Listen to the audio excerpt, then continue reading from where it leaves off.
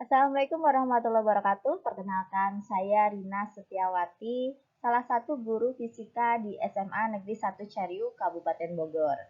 Di sini saya ingin menyampaikan materi fisika kelas 12, yaitu radiasi gelombang elektromagnetik.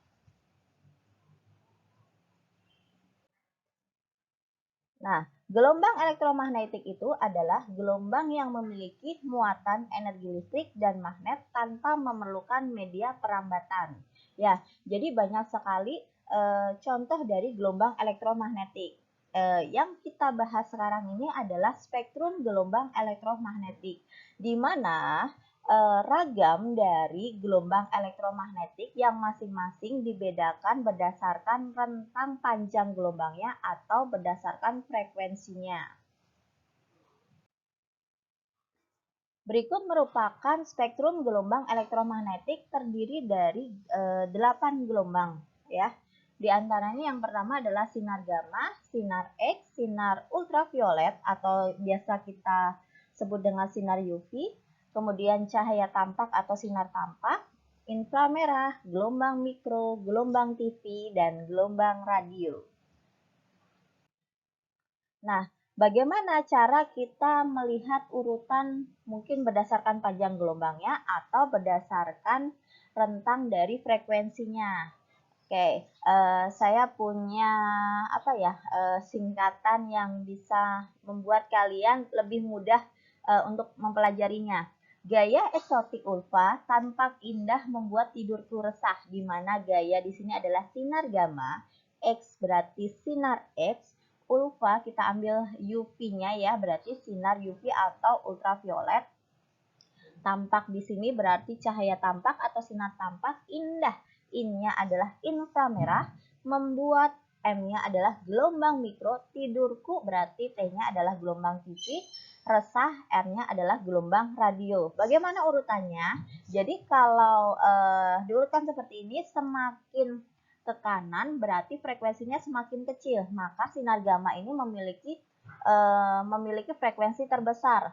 Nah, berarti semakin ke kanan juga panjang gelombangnya akan semakin besar. Gelombang radio memiliki panjang gelombang terbesar, sedangkan sinar gamma memiliki panjang gelombang terkecil. Sebenarnya ini sudah terlihat ya di slide yang sebelumnya ya, yang ini, Mbak.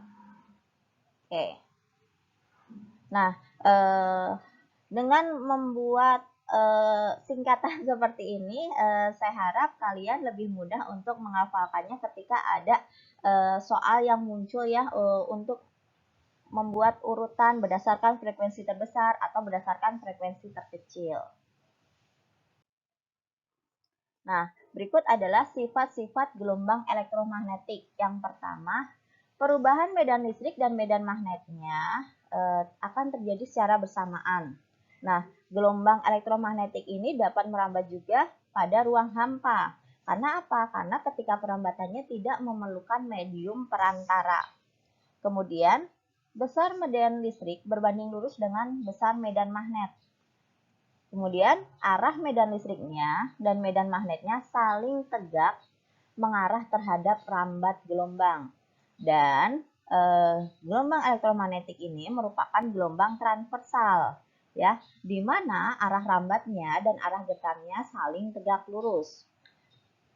Gelombang elektromagnetik ini juga dapat mengalami yang namanya polarisasi, kemudian refleksi, refraksi, interferensi, dan difraksi ya.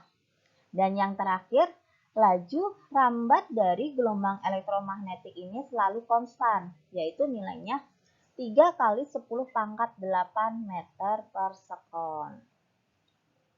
Ya, setelah ini kita akan mempelajari lebih dalam tentang spektrum gelombang elektromagnetik tadi ya.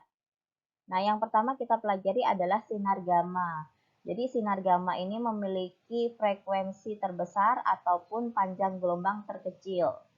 Sinar gamma ini juga memiliki daya tembus yang sangat kuat ya. Jadi bisa menembus logam dengan ketebalan beberapa sentimeter.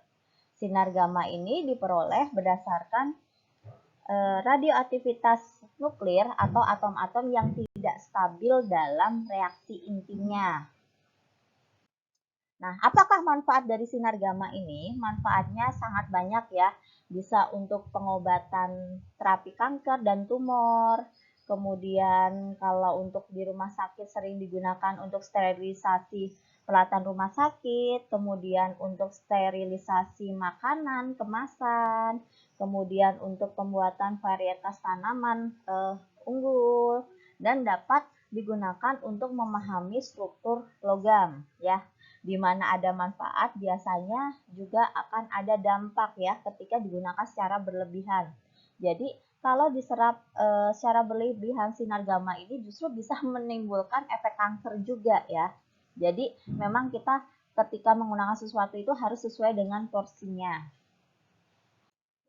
Kemudian gelombang elektromagnetik yang kedua adalah sinar X. Nah, sinar X ini ditemukan oleh Wilhelm Conrad Rontgen, di mana biasanya kalau kita mengenal sinar X itu adalah sinar Rontgen ya.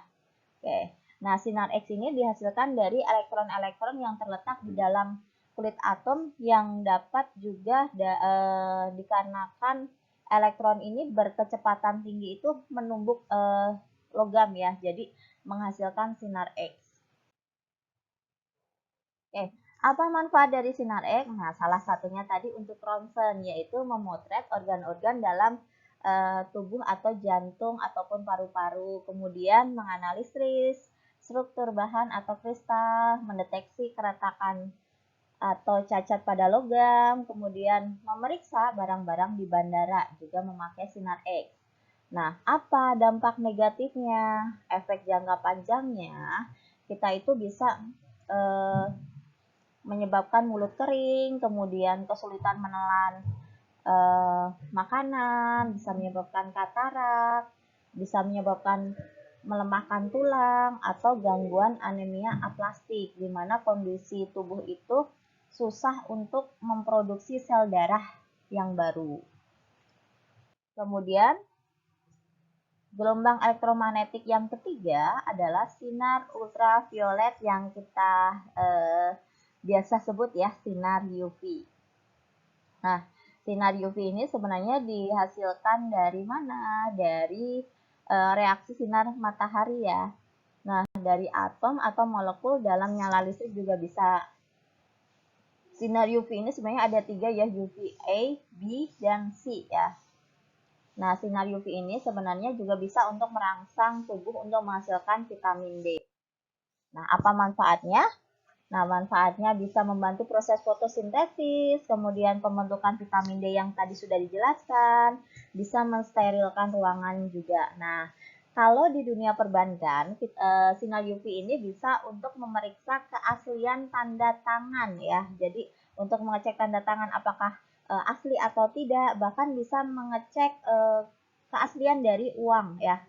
Oke, kemudian dampaknya kalau terlalu banyak atau over itu bisa menyebabkan terbakarnya kulit ya. Makanya kadang kita disarankan ketika di luar ruangan itu memakai yang namanya sunscreen. Nah, kalau sudah menyebabkan terbakarnya kulit, kemudian kena radiasinya terlalu banyak, itu bisa menyebabkan kanker kulit ya.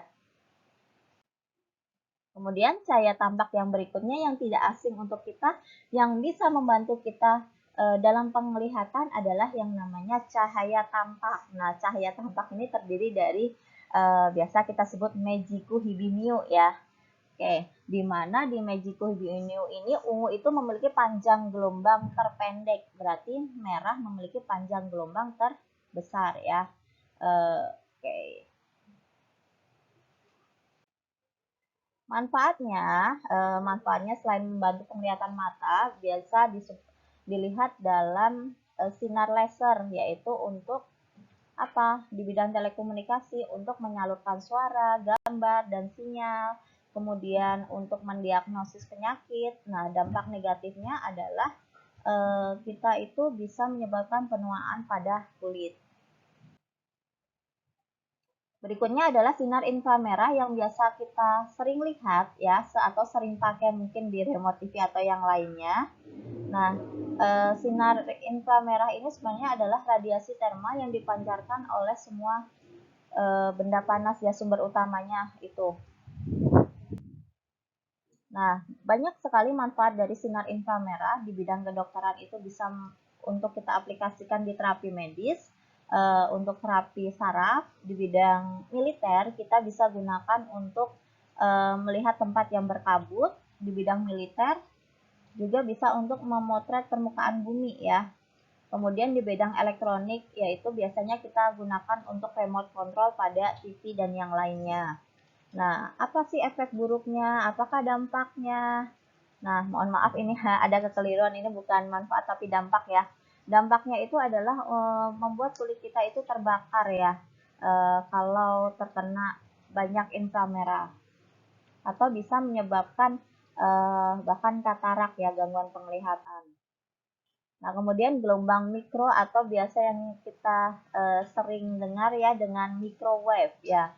Nah, microwave ini biasa digunakan untuk pemanas makanan atau microwave, kemudian untuk komunikasi pada teknologi radar, juga bisa memandu pendaratan dari pesawat. Nah, dampak negatifnya karena dia mudah terinterferensi, terganggu oleh gelombang lain, maka eh, bisa menyebabkan apa ya, gangguan dalam stasiun pemancar. Next adalah gelombang radio. Nah, di gelombang radio ini kita tahu ya, kalau kita mau mendengarkan radio itu kan butuh yang namanya gelombang radio ya. Jadi sebenarnya gelombang TV dan radio itu frekuensi dan panjang gelombangnya saling berdekatan, makanya ini dibahas untuk satu aja. Nah, di gelombang radio itu kita butuh yang namanya antena pemancar dan antena penerima ya. Nah, apa sih manfaat dari gelombang radio? Ya, tentunya untuk membawa gelombang suara.